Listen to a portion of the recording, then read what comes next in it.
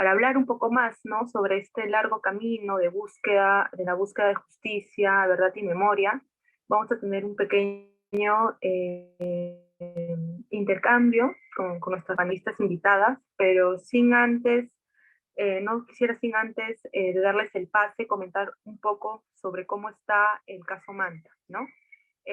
Como compartí al inicio, el caso Manta es un caso emblemático, ¿no? Donde actualmente se está juzgando a 3 ex militares por violencia sexual en conflicto armado interno, ¿no? 9 mujeres que son parte del caso, y actualmente estamos en juicio oral, ¿no? En estas semanas se están llevando a cabo la toma de declaración de las mujeres, ¿no? Que fueron víctimas, pero también testigos de los hechos, de estos graves hechos, ¿no? Estos hechos que constituyen delitos de lesa humanidad.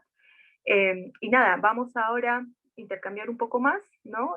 Sobre lo que sobre lo que hemos acabado de ver, para también de cierta manera generar, ¿no? Algún enlace con el caso Manta, que es un caso de Perú.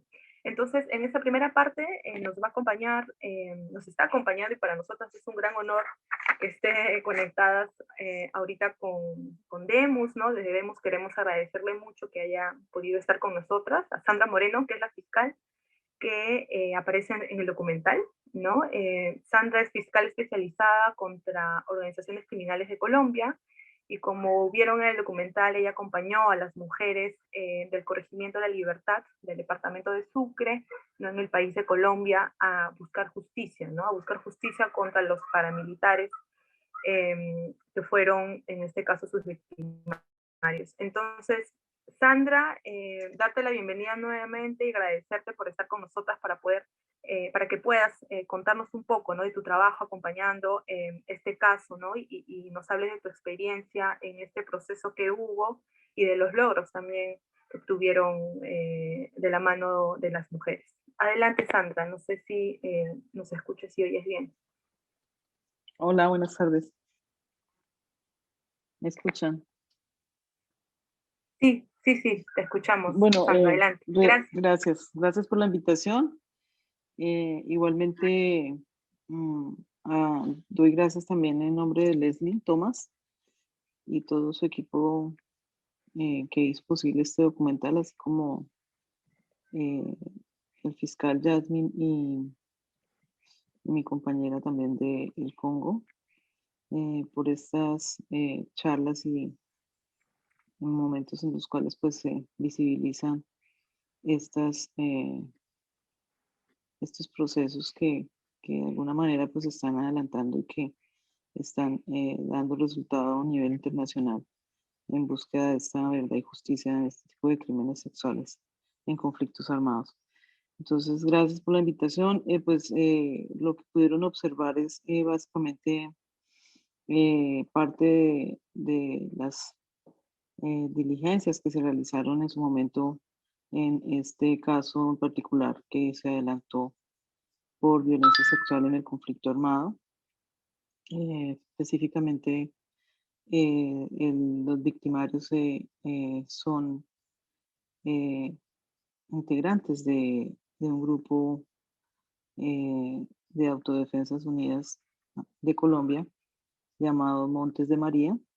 El señor Marcos Tulio Pérez Guzmán, alias El Oso, era un comandante medio que hizo presencia en este corregimiento de la Libertad, que básicamente estaba poblado por minoría étnica afrodescendiente y pues irrumpió en su paz, en su tranquilidad, en su cotidianidad y se estableció junto con sus otros eh, integrantes de ese grupo para eh, imponer su autoridad y su control y de esa manera pues eh, imponerse sobre ellos e imponer sus armas y su violencia. Entonces los tuvo sometidos durante casi 5 años y en esa violencia que impuso y en ese control que tenía sobre la población, pues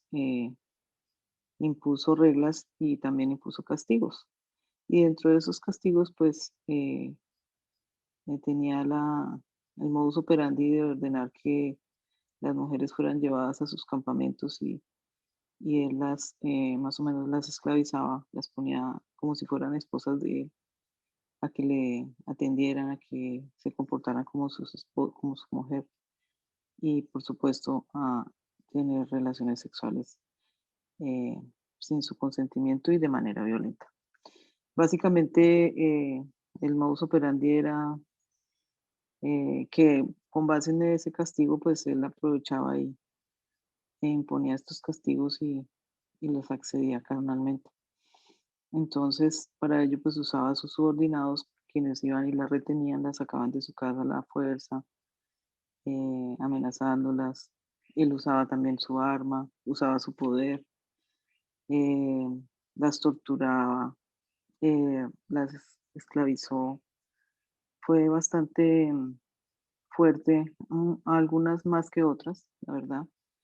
Em, Se atrevieron a hacer las denuncias acompañadas de una ONG y a partir de allí y en la oportunidad del proceso de paz que se hizo por parte del gobierno colombiano y las Autodefensas Unidas de Colombia, llegaron ellas a pedir justicia por estos hechos.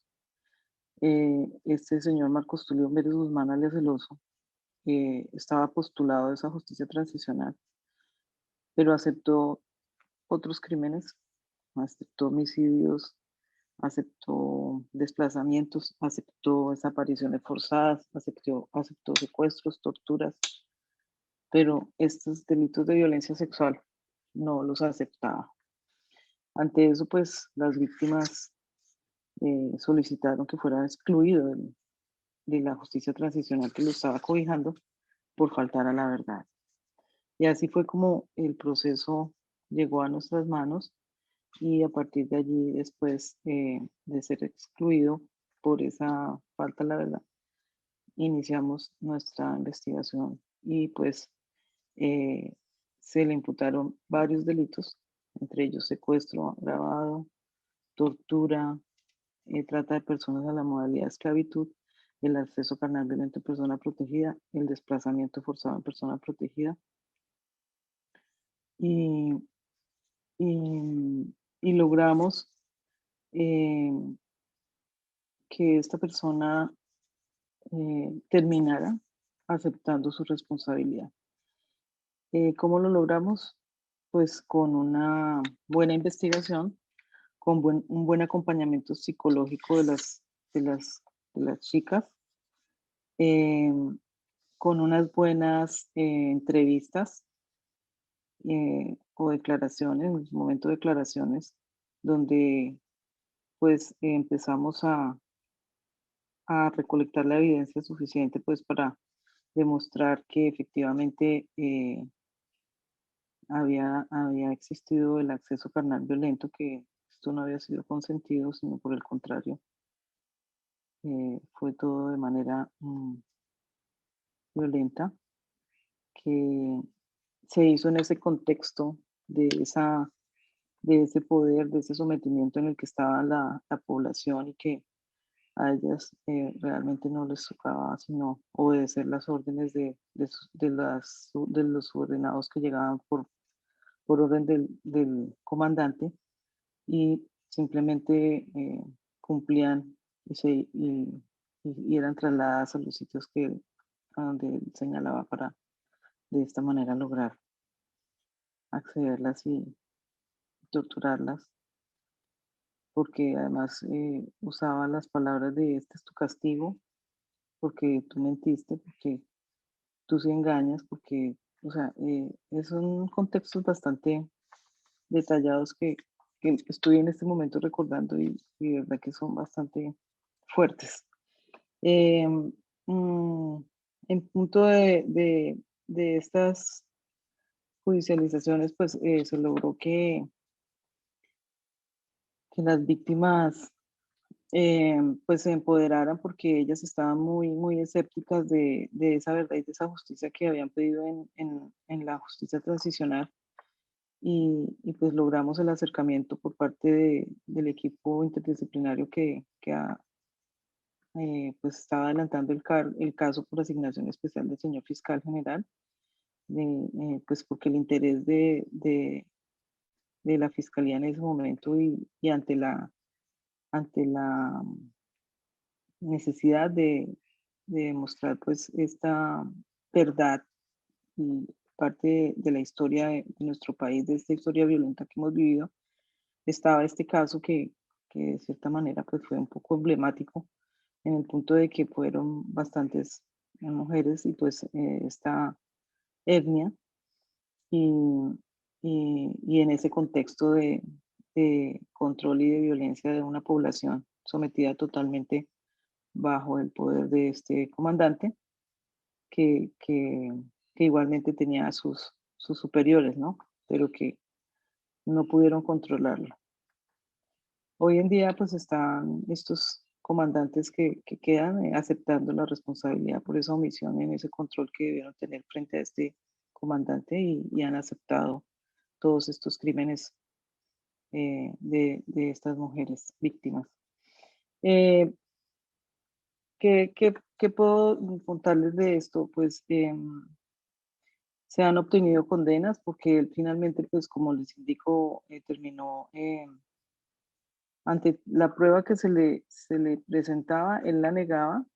Él decía que en punto de la violencia sexual que todavía ha sido consentido, que lo de los castigos que sí, lo aceptó, pero la violencia sexual no.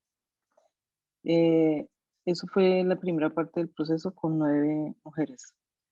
Cuando logramos conexar otros hechos de otras mujeres y iniciamos nuevamente el proceso de recaudo probatorio con ellas, con sus familiares, con otros sometidos, con otros postulados que dieron cuenta de ese actuar, de ese modus operandi, pues se empezó a a ponérsele de la presente a este señor los hechos en la indagatoria y pues realmente yo me esforcé muchísimo por mostrarle que había una buena prueba que efectivamente demostraba que eso que se había denunciado era cierto. Entonces él se empezó a sentir un poco acorralado y, y empezó entonces a aceptar responsabilidad por unos hechos. Y ya como ustedes pudieron observar en esa etapa del juicio, estábamos por audiencia preparatoria de juicio de los crímenes, solamente los crímenes de acceso carnal violento en persona protegida en concurso homogéneo y sucesivo y en la trata de personas en la modalidad de esclavitud. Y, y en ese momento él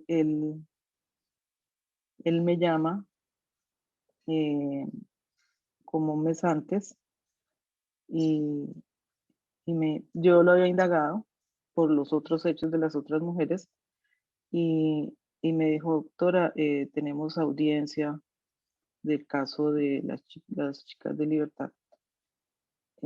Yo quiero hablar con usted y con la señora juez. Entonces, ahí le dije que tenía que pedir la palabra y, y pedir la palabra para decir lo que tenía que decir frente a los casos. Y, y ese día, pues efectivamente, estos fueron como 3, 4 años, ¿no? De estar en estas actividades judiciales. Eh, entonces, ese día, pues, yo la verdad no esperaba eso, que él fuera a aceptar así,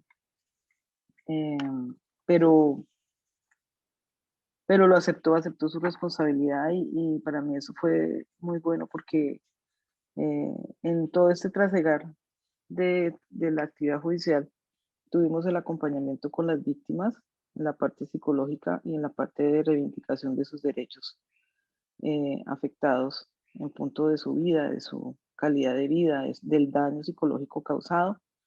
Y la Fiscalía General de la Nación, pues en ese momento, pues se preocupó y la ONG que las acompañaba para que se tratara pues de minimizar un poco el daño causado y de tratar de ofrecerles a ellas una manera de,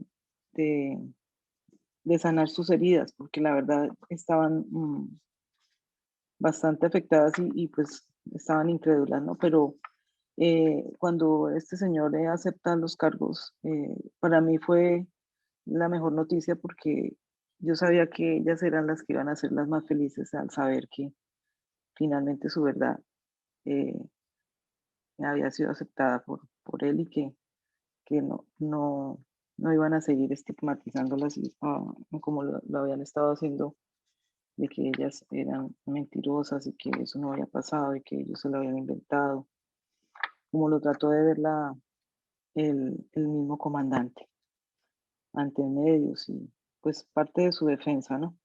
Pero finalmente pues logramos, después de más de 10 años de trabajo en esta labor de investigación y en punto de nosotros un poco, llegó un poquito al final de estos 10 años, pero pues sin la valentía y la persistencia de estas mujeres de la libertad en este litigio, pues no se hubiera llegado a estos sentencias, ¿no? Ellas, a pesar de que en Justicia y Paz estaban incrédulas, retomaron y no desfallecieron y por eso nos conectamos. Yo tuve una conexión, todavía la tengo con ellas, muy buena porque pues la intención de ese momento de nosotras como fiscales era de hacer justicia, de que se hiciera justicia y que realmente se demostrara la verdad de lo que había pasado y lo que había pasado con ellas, porque fue algo bastante fuerte. Entonces, pues las sentencias pues son la reivindicación de los derechos de ellas como víctimas. Igualmente, pues este caso ha sido un ejemplo, pues más o menos para efectos de adelantar labores investigativas en este tipo de macroprocesos, porque son macroprocesos en punto del abordaje de las víctimas, el acompañamiento psicológico, la búsqueda de testigos, la manera en que se deben hacer las entrevistas o declaraciones, el uso de los contextos en esta parte por el grupo delincuencial. Es importantísimo hacer ese análisis contextual del por qué están allá, por qué llegaron allá, cómo es la afectación económica, social, política, etcétera, de esos contextos de grupos criminales. Eh, el actuar de ellos para poder entender toda el contexto general de cómo sucedieron los hechos y el por qué sucedieron los hechos, para poder de esta manera abordar mucho mejor las hipótesis delictivas a las cuales nos enfrentamos con ellas y de esta manera obtener un mejor acervo probatorio y poder lograr este tipo de terminaciones anticipadas que pues terminan con aceptaciones de responsabilidad y con condenas ejemplares. Entonces, y además de que pues se reivindican, como lo he dicho, los derechos de las víctimas y es una manera de hacer justicia y de reparar simbólicamente sus humanidades tan afectadas y tan, eh, eh, tan afectadas en este actuar pues, de este comandante y de este grupo de victimarios representados en ese bloque paramilitar. Es así como pues el resultado de esto es que no solo se vinculó a este comandante, alias El Oso, y se le condenó, ya él ya tiene 3 condenas, cada una es de 23 años, él está acumulando penas por casi por 19 víctimas y, y además de ello pues se logró la vinculación de coautores pues porque realmente él no actuaba solo, ¿no? Él siempre actuó con subordinados y pues se logró establecer el aporte esencial de cada uno de ellos en ese modus operandi y de esta manera podemos acusarlos como coautores en estos crímenes de secuestros, de accesos carnales, de tortura en general, porque pues si no se llevaba a la persona, a la mujer, a donde lo solicitaba el comandante, pues esos actos no se hubiesen realizado, entonces el aporte es esencial. Y por ello, pues, se les imputó y eh, dos de ellos fueron condenados también a 23 años. Walter, el que aparece en las imágenes, fue condenado a 23 años. Alias el profe también fue condenado a 20 años.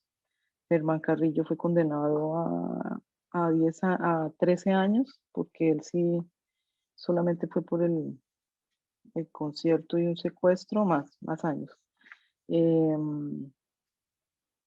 Alias el Brujo también fue condenado a 23 años por otros accesos carnales violentos y estamos ahorita en juicio contra otro subordinado que también cometió accesos carnales violentos con en otras víctimas que pertenecen a este bloque de Montes de María de las Autodefensas Unidas de Colombia. ¿Qué más puedo decirles?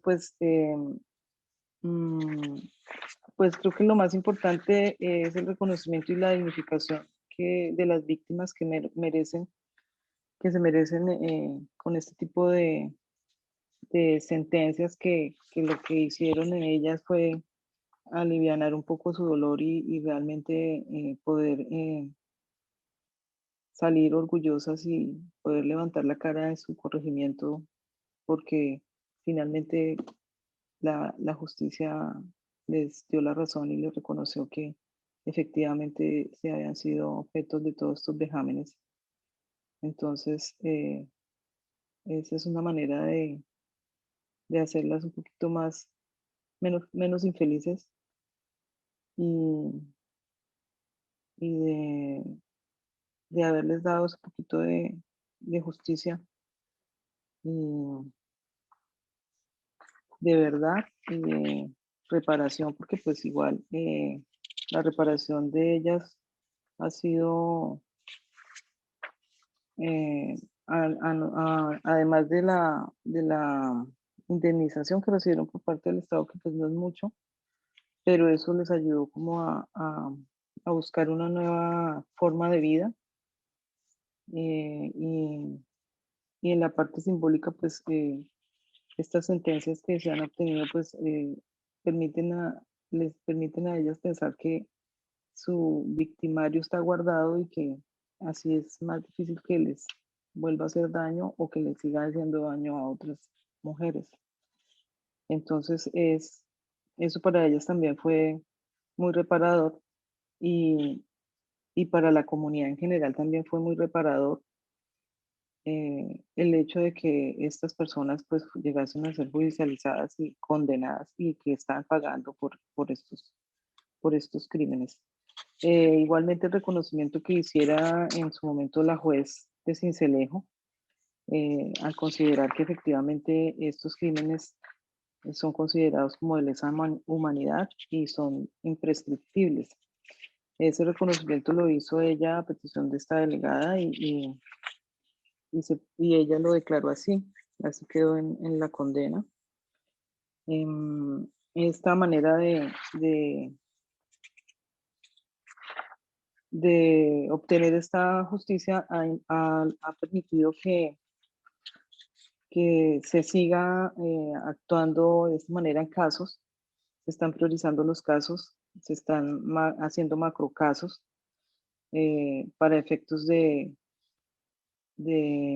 poder hacer manejo de contextos criminales, de análisis criminal y de esta manera tratar de imputar también por línea de mando en punto de casos de las FARC, de la guerrilla de las FARC, a los que ya no están en ese proceso de justicia ante la JEP, por ejemplo.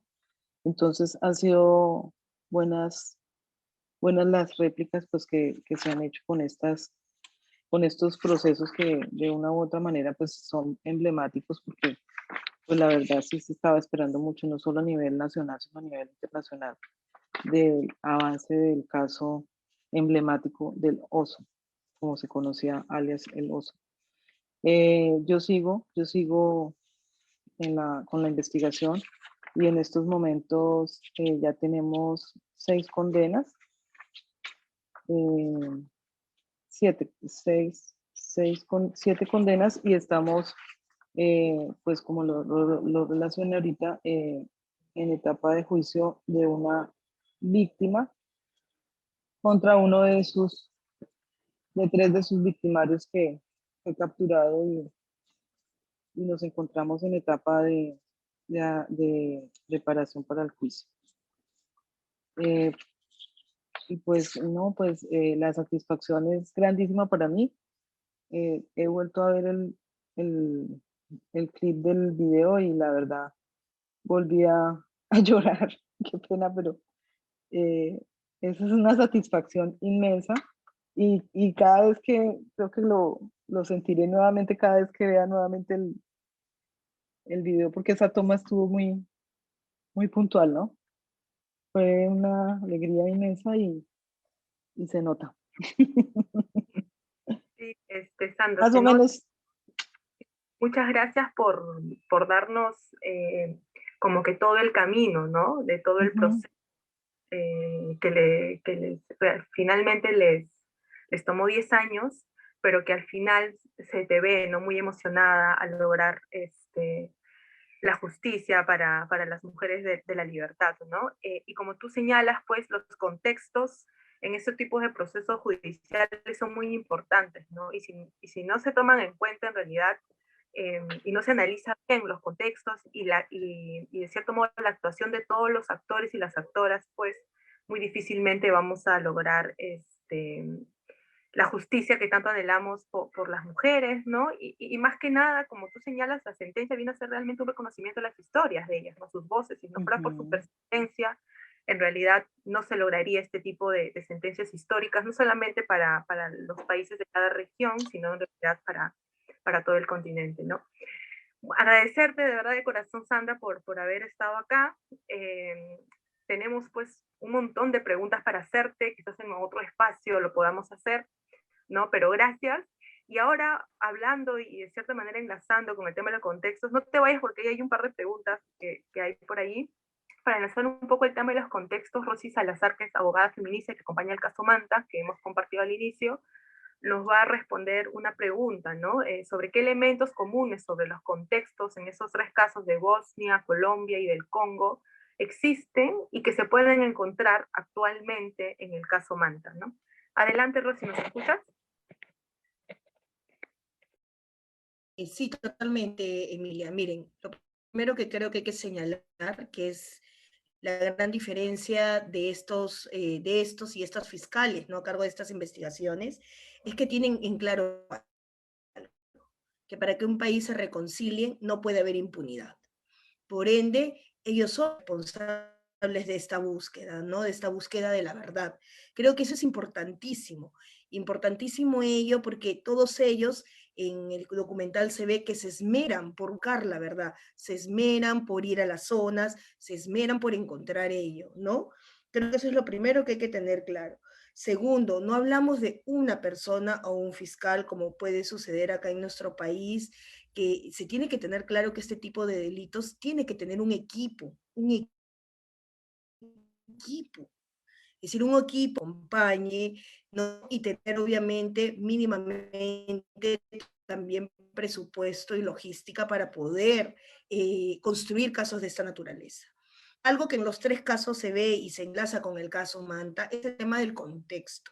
Estamos hablando de crímenes que se cometieron en unos armados internos, ¿no? La mayoría de ellos fueron internos, y justo es eso.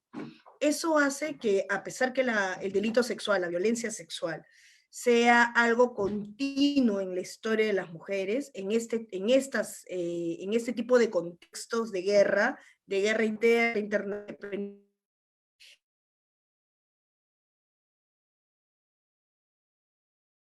de la violencia sexual, herramienta de guerra.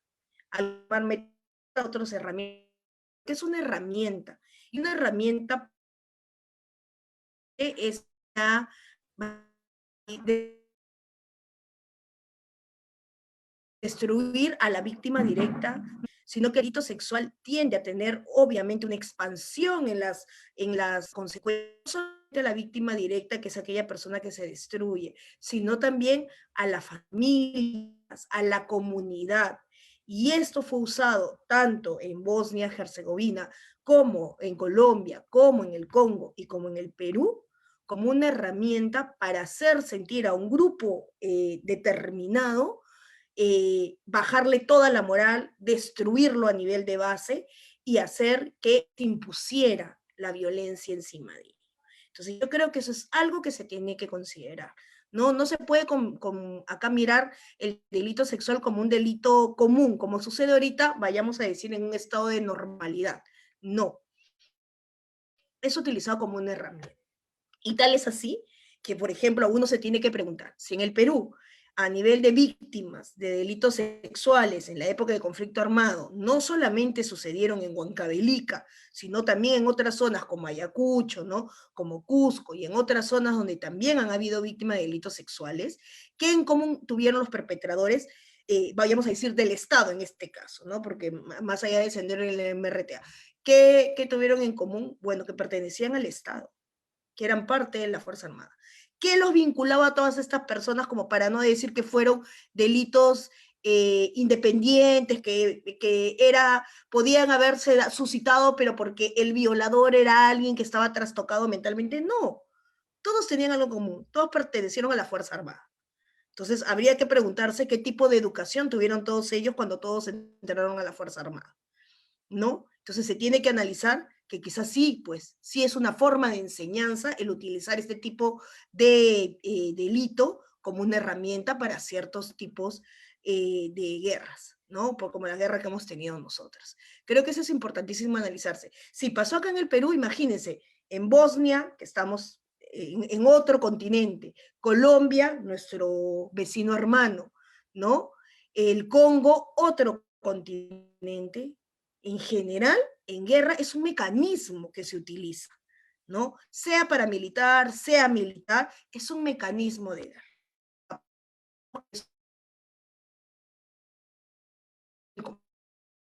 Y tiene que mirarse ahí y ver las responsabilidades. Creo que algo importantísimo también en los tres países ha sido el tema de la persecución, no solamente a los autores directos, sino también a los autores mediatos, ¿no? O indirectos, que podríamos llamarlo así, porque también o fue porque ordenaron o fue porque dejaron que sucediera. Pero no puede decirse que no conocieron, porque en este tipo de conflictos siempre los que lideran tienen un tipo de control sobre los demás. Entonces, tienen que haber tenido conocimiento de que esto sucedía, ¿no? Y en nuestro país también pasó lo mismo, ¿no? Otras cosas que también tienen en común es el tema de las víctimas.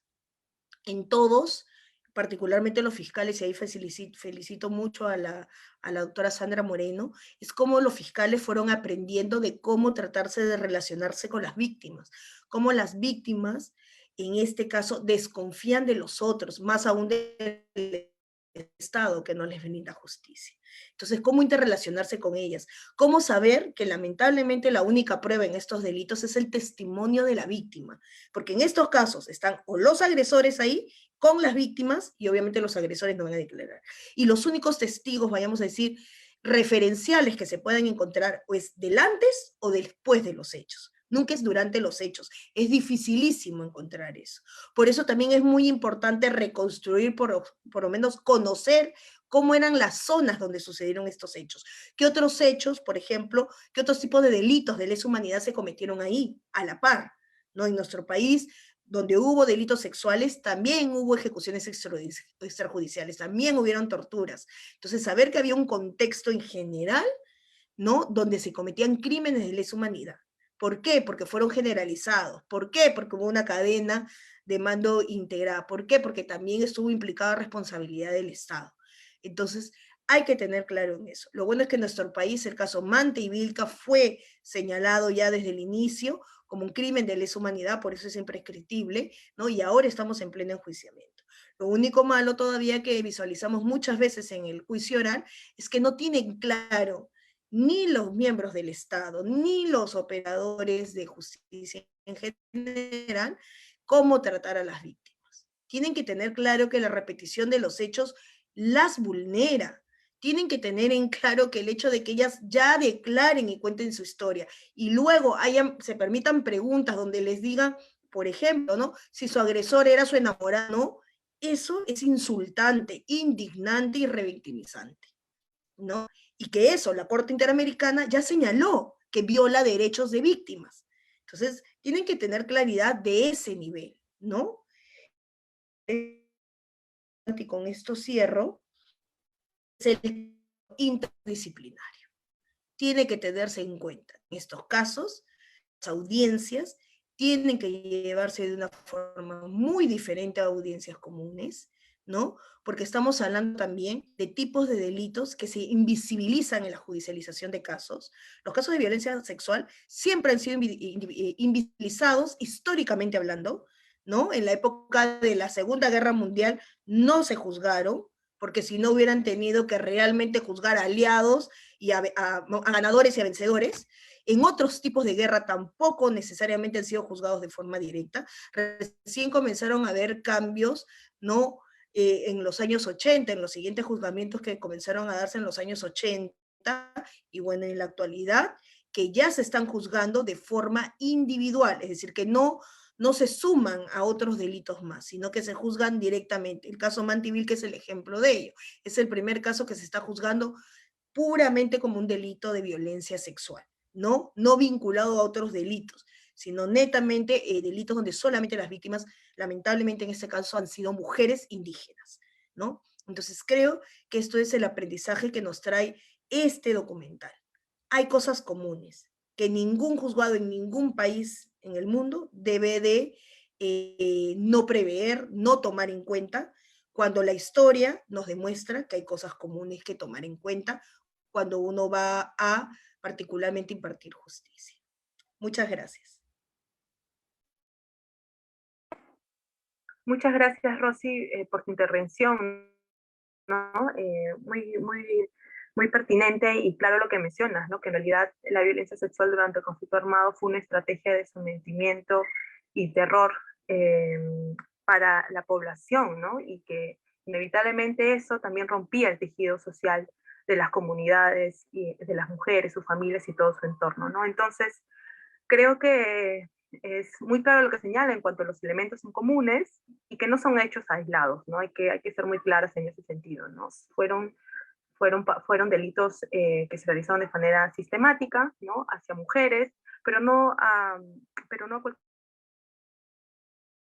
mujeres, ¿no? Sino generalmente mujeres de minorías, ¿no? Mujeres andinas, mujeres pobres, mujeres...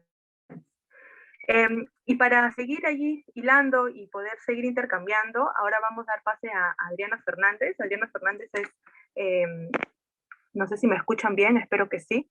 Adriana Fernández es psicóloga clínica comunitaria y feminista y también acompaña el caso Manta. Entonces, Adri, si me escuchas bien, te lanzo la pregunta, ¿no? ¿Cómo estos procesos de búsqueda de justicia, memoria y verdad podrían ser procesos de sanación y reparación simbólica para las mujeres y la comunidad en general, ¿no? Hilando un poco con esta noción de que fueron estrategias, que la violencia sexual en conflictos fueron una estrategia de sometimiento y humillación a las mujeres, pero en general a la población de las comunidades. Adelante, Adri. Muchas gracias, Emilia, por la pregunta. Buenas tardes con todas, con todos y con todes. Feliz de estar acá en este panel con Sandra Moreno, con Rosy Salazar, mi compañera en el caso Manta. De hecho, voy a, como tú dices, seguir hilando porque hay algo que mencionó Rosy que es sumamente importante, ¿no? Que tiene que ver con que la violencia basada en género, la violencia sexual, se tiene que entender como una problemática que no solamente daña el cuerpo de las mujeres, sino daña el cuerpo social.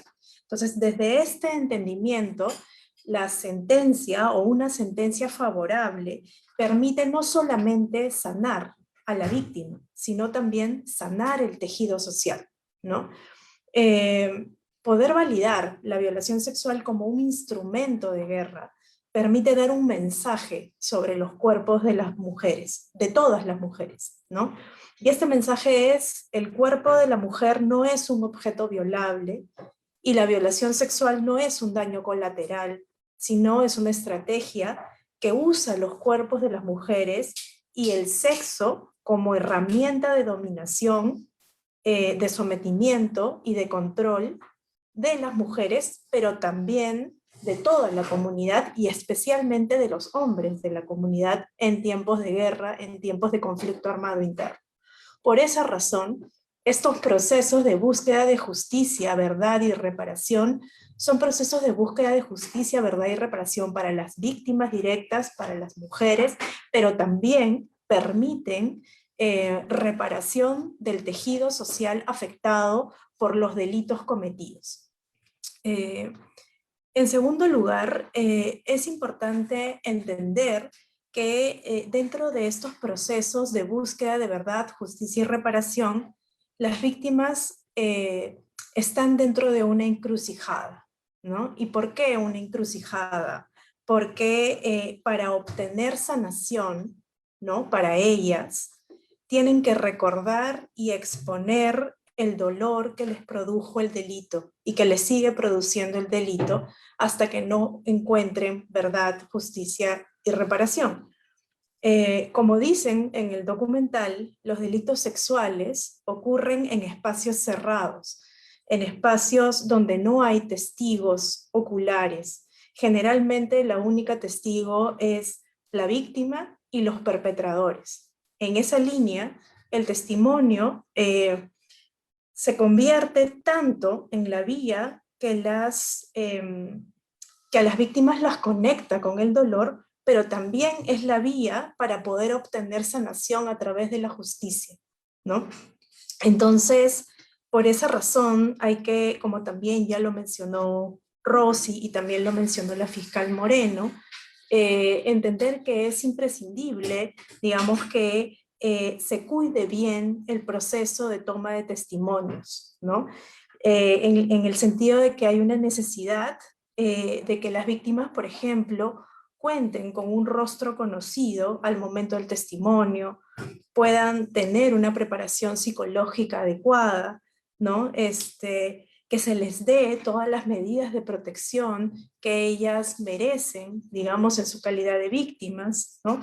Y sobre todo se respete su subjetividad, ¿no? De hecho, hemos visto en el documental el accionar de Sandra como fiscal en el caso colombiano, y hemos visto, y ella además nos ha comentado, todos los cuidados que han habido alrededor de no solamente la toma de testimonios, sino la investigación en la línea de tener un compromiso con, digamos, las patrocinadas, las mujeres, en la búsqueda de la justicia y la reparación, ¿no? Y que se sepa la verdad. De hecho, en el caso Manta, hemos tenido, digamos, ya un momento en el cual el juicio que estaba abierto se quebró por justamente una sala que no brindaba la protección a los derechos fundamentales de las víctimas y las exponía a una constante revictimización, ¿no? Y ese juicio se quiebra y actualmente estamos en un segundo juicio en donde también hay algunos elementos que niegan la subjetividad de las víctimas, que las exponen a situaciones de revictimización, como por ejemplo en unas primeras audiencias llamarlas presuntas víctimas, ¿no? Ellas están ahí en calidad de víctimas y así tienen que ser reconocidas.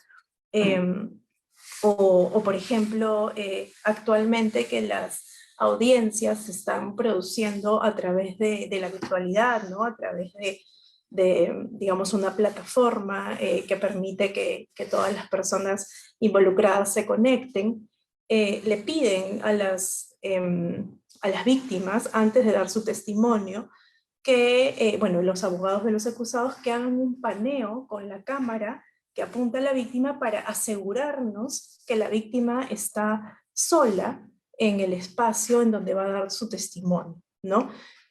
Lo que está detrás es que se presume que esa víctima, digamos, va a tener alguien que le va a decir lo que supuestamente tiene que decir, ¿no? Y ahí creo hay, digamos, una situación, ¿no?, de no respetar la subjetividad, de no respetar, digamos, la posición de persona y de ser humano de la víctima, ¿no? Hace un rato, Emilia, tú dijiste, las víctimas del caso Manta y muchos casos como los que se han presentado en el documental, son mujeres, digamos, en situación de vulnerabilidad, de desventaja, de opresión, por diferentes variables sociales, ¿no? Ya sea variables culturales, de etnia, de situación económica, digamos, obviamente por ser mujeres también, y eso hay que cuidarlo mucho en la línea de que,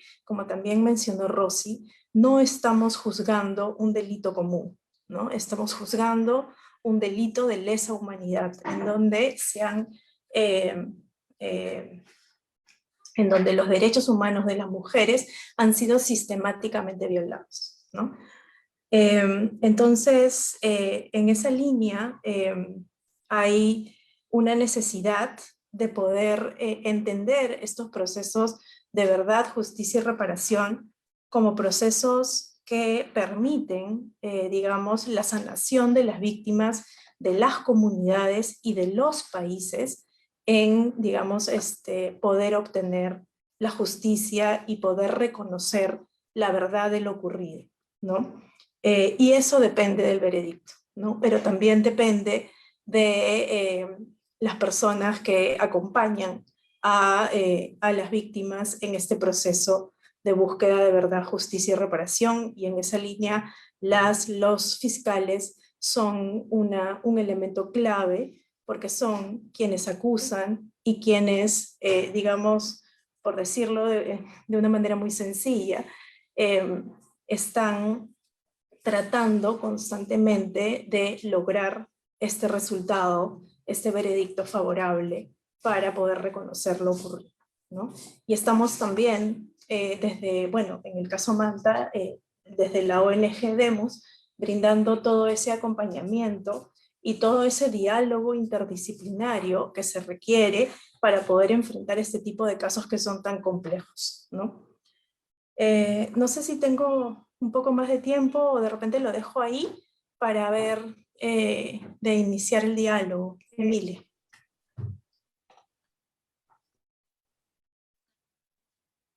Sí, allí, quizás antes de cerrar, tenemos unas preguntas. Primero Adri, y ya luego yo quizás al final puedo acotar algunas cosas. Hay una pregunta, ¿no? Por ejemplo, Rosy Silva Santisteban, que es una gran amiga y aliada y actual congresista, menciona, ¿no? En el caso de la situación de Perú, existe mucha dificultad para acceder a los perpetradores en tanto que usaban seudónimos, ¿no? Y es algo que también está muy presente actualmente en el caso, pero que entiendo en el caso Manta se lograron identificar a esos seudónimos y que de cierta manera se logró tener los nombres completos de los victimarios para puedan ser reconocidos. Entonces, sí, antes de que se vaya, porque se tiene que nos pueda responder esa pregunta. Rosy, ¿estás? Sí, en el caso Manta sí se llegaron a identificar por lo menos a todos los autores directos de las víctimas que justo se encuentran hoy día judicializadas, ¿no? Lamentablemente aquellas mujeres que no pudieron identificar a sus autores no están. El caso no empieza con 9 mujeres, el caso empezó con alrededor de 17 mujeres. Lamentablemente en el interín el fiscal no pudo identificar el caso, ¿no? Lo que ahí habría que ver sería el derecho comparado. Hay países donde no necesariamente han podido condenar a los autores inmediatos de los hechos, a los autores directos, sino que han condenado a los autores indirectos, es decir, aquellos que dejaron hacer y no hacer, porque eso sí se puede identificar, porque hay algo que es real. Los militares todo lo tienen documentado. No es real que no lo tengan documentado. Ellos todo lo tienen documentado. Entonces saben quiénes estuvieron en las zonas en los años que sucedieron estos hechos. Que eso, el Ministerio de Defensa, o eso en general, no haya sido un aporte directo a los casos de violencia sexual, eso es otra cosa. Pero en otros casos, por ejemplo, que se han judicializado por justo el conflicto armado interno en los años 80, por ejemplo, una fiscal como la doctora Luz, recuerdo sí, la doctora Luz, que ahorita está en la Corte Interamericana, en la Corte Penal Internacional, ella, por ejemplo, fue con la policía, entró a la fuerza al Ministerio de Defensa, se metió en los archivos del Ministerio de Defensa y sacó un montón de documentación para el caso de los tucanes, que se supone respondían que no los tenían, y los tenían, y así pudieron identificar también a varios autores indirectos, ¿no? Lo que pasa es que, justo como señalo, es decir, tiene que haber un convencimiento también, en general, que eso es lo que ha habido en estos 3 casos, de las fiscalías, de entender que su labor es una labor de investigación a profundidad, que es una labor que tiene que nacer de oficio de ellos, no que está derivado en responsabilidad de las víctimas en brindar estas pruebas. Entonces creo que ese es un cambio mental, ese es un chip mental. Y yo creo que Colombia, Congo y Bosnia, lo que está sucediendo es que están en una etapa de la reconciliación mucho más avanzada de la que está Perú, ¿no? Entonces, es eso es un cambio de chip. Entonces, eso es lo que tiene que suceder. También hay que entender que lamentablemente la fiscalía ahorita la fiscalía peruana no tiene el presupuesto debido, no tiene el personal suficiente, y se puede entender que lo que están haciendo los fiscales es lo que más pueden, ¿no? Lo que tienen a la mano. ¿No? No podemos negar que los fiscales en el caso Manta están comprometidos ahorita en el juicio oral, eso no lo podemos negar, están súper comprometidos, pero también tenemos claro que si hubieran tenido un presupuesto personal y obviamente teniendo el apoyo político también, ¿no? De que estos son casos necesarios para que el país tenga paz, otro hubiera podido hacer su labor a mayor profundidad. Que eso es lo que está pasando en otros países, ¿no? Eso sería. Gracias. Muchas gracias, Rosy, por... Hay 2 más dirigidas a la fiscal Sandra Moreno, ¿no? Por ejemplo, Illarin Cari señala, ¿no? ¿Cuál es la imputación con relación al caso de Colombia? ¿Como autor directo o autores mediatos, ¿no? Y la otra pregunta gira en torno, la hace Mabel Barreto, dice, ¿no? En la película, ¿no? En el documental, se menciona que en algunos casos aún se trataba las violaciones sexuales en contexto de guerra como cualquier delito, pero luego se habla ya de delito de lesa humanidad. Sería bueno saber en qué momento y cómo se logró este importante cambio. Entonces, Sandra, te escuchamos. No escuché bien la primera. La primera es, ¿cuál es el título de imputación con relación al caso de Colombia? ¿Como autor directo o autores mediatos? Sí. Sí. Bueno, frente a la mayoría de las conductas de estas 19 mujeres, fueron como autor mediato de 3, porque fueron 3 subordinados de él que accedieron a 3 mujeres de la libertad. Entonces, ellos estaban bajo las órdenes de Marcos Tulio.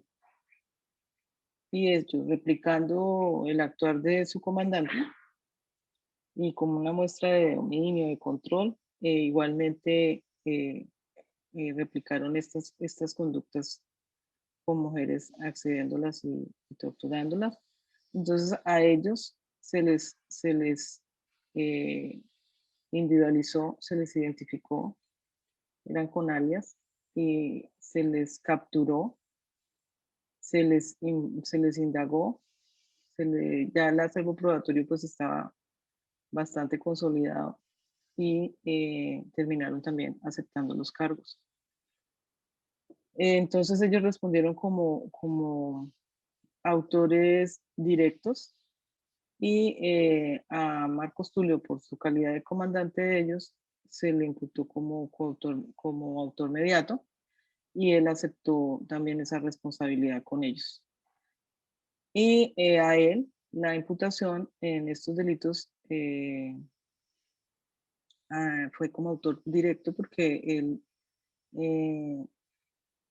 en cuanto al secuestro, acceso carnal violento en persona protegida, tortura en persona protegida, trata de personas y desplazamiento forzado. Autor directo, autor material y otros subordinados de él que colaboraron en su modus operandi, que era la parte esencial, que era el punto de que se iba a la casa de las mujeres y las obligaban a salir con estos subordinados por orden de él, y ellos las trasladaban sin su consentimiento ante el comandante. Entonces a ellos se les imputó también en coautoría, pues porque todo estaba previamente acordado. Hay una coautoría impropia, entonces ejecutaban unos actos para finalmente pues terminar realizando todas estas acciones el comandante, a sabiendas pues de que ellas iban a ser violentadas sexualmente. Entonces por ello también se les imputó la coautoría impropia, y finalmente se obtuvo la condena de ellos. Alias el profe aceptó la coautoría impropia y lo condenaron a 20 años. Y Walter no la aceptó, lo condenaron vencido en juicio a 27 años. Y esas fueron las imputaciones. ¿Me entendieron? Sí, sí, Sandra. Que son bastantes. Sí, claro, son bastantes acusados, y también las penas varían, ¿no? Varían, y también encontró responsabilidades. Total, sí, claro. Exacto. Sí, y ahí había una duda, por ejemplo, y creo que va relacionada a eso, Sandra. Desde la fiscalía, desde que toman el caso, ustedes, ¿cómo logran que se considere estos delitos como lesa humanidad? ¿No? Bueno, Porque claro, es logró. que en el documental hablan de crímenes de guerra, pero en la investigación pues sí se trató el tema del crimen de guerra y el crimen de lesa humanidad, pues porque finalmente dentro de ese contexto que enriqueció la investigación, se tomaron estas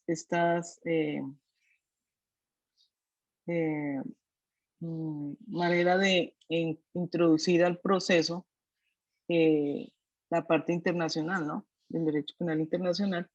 Y en ese orden de ideas, pues hicimos el análisis de los elementos de del que exige el crimen de lesa humanidad, y pues en este caso se daban los mismos para que se solicitara su declaratoria. Entonces, efectivamente, pues con el acervo probatorio que teníamos, pues se logró demostrar esa sistematicidad, esa generalidad, esa política común, esa estructura, esa afectación a estos bienes protegidos pues, por el derecho penal internacional en el punto de la tortura y la violencia sexual y el desplazamiento forzado.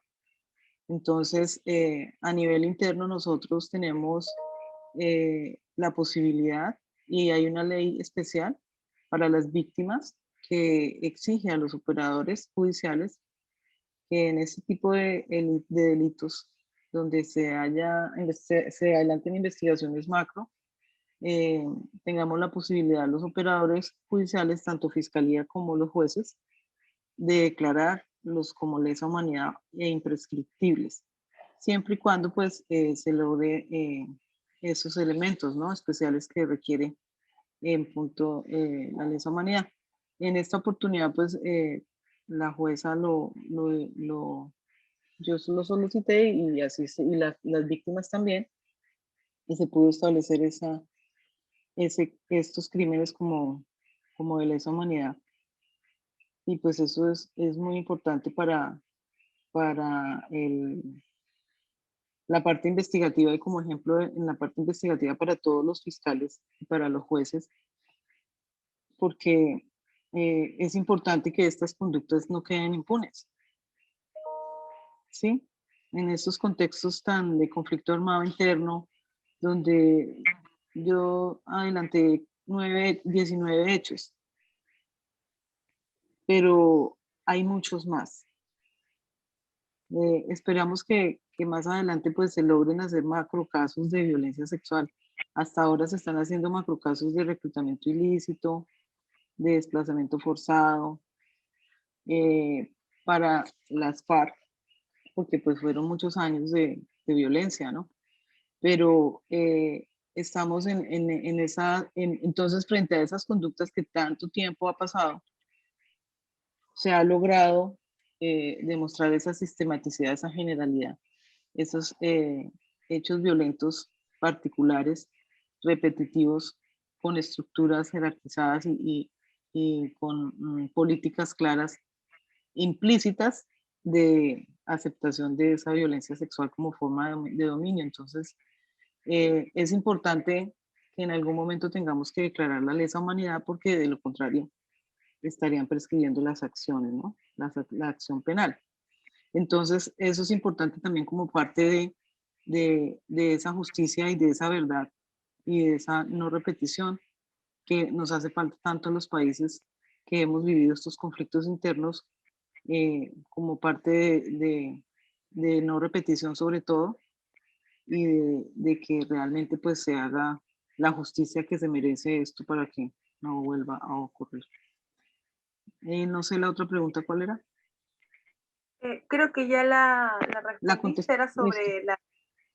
Sí, sí, muchas gracias, Sandra. Y es muy importante lo que señalas, ¿no? Porque también, si es que no se llegan a configurar como delitos de lesa humanidad, se ven como delitos, pero creo que también ayudarán en un futuro a otros casos que se puedan abrir y juzgar sobre violencia sexual también, ¿no? O sea, creo que el caso Claro. que el documental hemos visto y que ha tenido un logro importante con esta sentencia reivindicatoria para ellas, ayuda mucho y abre las puertas a muchas víctimas más Claro. Por ejemplo, yo podría seguir conociendo de más denuncias porque yo sé que hay más víctimas. Lo que pasa es que lo que decía Rosy, muchas no denuncian, se callan y viven con ese dolor toda la vida, pero no la denuncian. Sí, y allí hilando un poco con lo que decía también Adriana al final, ¿no?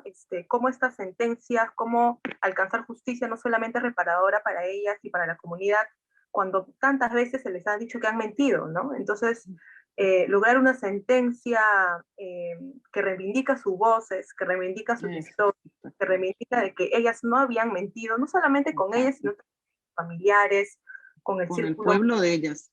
Y con la comunidad, más que nada, ¿no? Son muy estigmatizadas, son muy estigmatizadas muy bueno, por estas voces. Sí, entonces, para nosotros ha sido, quizás hay algunas palabras finales, ha sido muy importante este intercambio, tomando en cuenta también que acá en Perú se cumple en este mes 200 años de independencia, pero también nos preguntamos que en estos 200 años hemos logrado justicia, ¿no? Y si hemos logrado justicia, ¿para quién? Hemos logrado justicia para las mujeres de Manta, estamos en ese camino, ¿no? Entonces, son varias preguntas que nos hacemos desde Demus y que lo relacionamos finalmente con los litigios que nosotros acompañamos, ¿no? Entonces, te agradecemos nuevamente, Sandra, por haber estado acá compartiendo tus saberes y tu trabajo en el caso de las mujeres del corregimiento de libertad. gracias a Rosy, que ya se tuvo que retirar, ¿no? Porque tenía cuestiones ya programadas con antelación. Gracias a Adriana también por darnos esta noción, ¿no? De lo importante de la reparación y de la sanación y esta reparación simbólica para las mujeres, ¿no? Y todo el proceso que implica, ¿no? El acompañarlas en un juicio o en procesos de búsqueda de justicia tan complejos y que a veces duran muchísimos años, ¿no? Entonces, gracias. Gracias también a Carla y a Yossi que nos han estado dando soporte comunicacional, ¿no? En el Zoom y también pasándonos un poco de las preguntas. No sé si tienen algunas palabras finales, Sandra, Adriana, para ir cerrando ya este Cineforo. No, pues yo lo que quiero que sepan es que, como lo dijo Rosy, es importante que nos pongamos la camiseta como funcionarios del Estado, como de hacer justicia y de hacer esa justicia por estas víctimas, porque realmente se merecen que salgan las verdades a la luz y que hayan responsables y que se les condene por estos actos, porque realmente no puede haber impunidad en estos hechos. Y es importante que los fiscales, pues, sí, Rosy, entendí que no ha sido fácil para la fiscalía, pero tampoco es imposible. Entonces, allá en Perú hay equipo, se puede hacer un buen equipo interdisciplinario con psicólogos clínicos, con psicólogos forenses, con sociólogos, antropólogos, con geógrafos, con peritos, médicos peritos, forenses, etcétera. Con otros fiscales de apoyo, porque el fiscal puede apoyarse en otros fiscales y de esta manera poder avanzar mucho mejor en las investigaciones.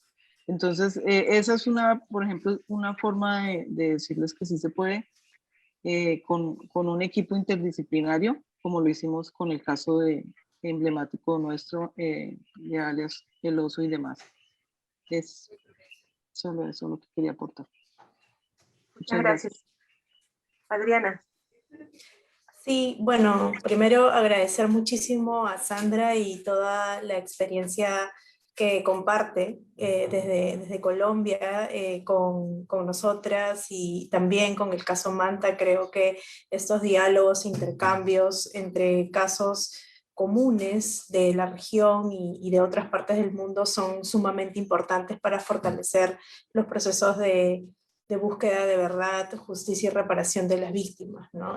Creo que hay que seguir en esa línea por digamos, las patrocinadas del caso Manta, que todavía nos queda un camino largo que recorrer junto con ellas. Y por otro lado, creo que es sumamente importante entender que la justicia es una búsqueda de bienestar para las víctimas, es una búsqueda de querer estar bien y que sobre todo su verdad se reconozca, ¿no?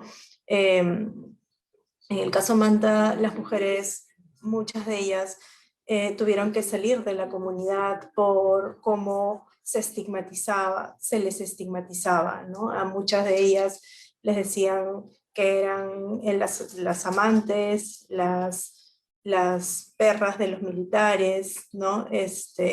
Y creo que es sumamente importante que ellas puedan tener un proceso de reivindicación personal, familiar, comunitario y nacional que reconozca lo que les ha ocurrido en el tiempo del conflicto armado interno del Perú.